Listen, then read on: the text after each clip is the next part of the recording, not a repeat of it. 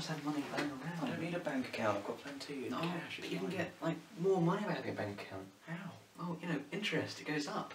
Really? Yeah. I need to learn You this. do, you need to learn it. Learned. You ready to teach it? Okay, okay. Fractions and percentages then. Sort of like interest, which is interesting. Yes, it's very interesting. So, that's a question they like, is banks. Math papers love banks, it's their favourite thing. They'll say that someone invests X amount of money with X amount of interest. They will, and they might say, how much money did they gain in interest? Yes. So say I invested £4,000. Well, Ian's quite wealthy, that's why he's got a suit on. And then you get, say, 2.5% interest per annum. What does that mean? Well, that means per year, Wayne. It's a very fancy way of saying per year. It is quite a fancy way. 2.5% interest is quite reasonable. It is. And I might ask you how much money you get per year. So it'd be 2.5% of 4,000. How do you work that out, Wayne? Well, 2.5% doesn't mean much like that. What you do is you divide that percent by 100. That's what that percent means. Times that by that, and you'll get how much of that will be added on at the end of the year. You will. And that's how much interest you have. And it might ask you how much money they have at the end of that year. And you could add these two numbers together, but you do it a little bit faster. You can. So you could just do 0.025 times £4,000. That'll give you how much interest you get. Add that to the £4,000 will be a total. But how do you do it quicker? Well, that by itself is 100%, but that's just like 1. So 100 divided by 100 is a 1. So that, the 1 plus our little bit here, becomes 1.025, and you can just times that by 4,000 and that'll give you your new total. Which makes sense, because if this is the amount of that is interest, if you have 1 times that would just be the 4,000, and you're adding on the interest in one go. Pretty fast way of doing it.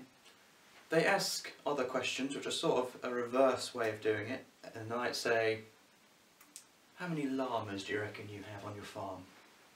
A lot of llamas. A lot of llamas? Say Yeah. 48 llamas? I do have quite a lot of llamas, but most of them are women, Wayne. Are they? How many of them are women? 30. 30 llamas of your llamas are women. Yeah. And they might ask you what percentage of Triv's fleet are female. Yeah. And that's getting numbers into a percentage, which is the other way around what we're doing here. It is. So what you need to do is divide the amount of number you have by your total.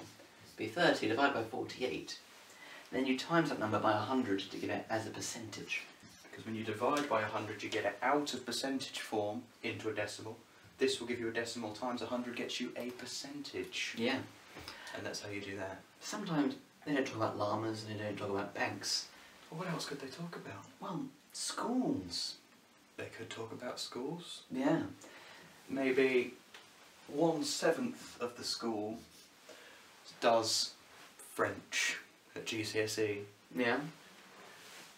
3/7 of the school does, say, German. That's probably the other way around, but we'll just say it this way anyway. Yeah.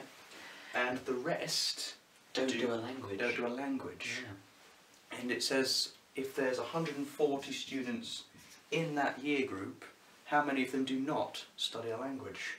Yes. Would be the sort of question it is. First, you need to work out how much don't actually do a language in the fraction form.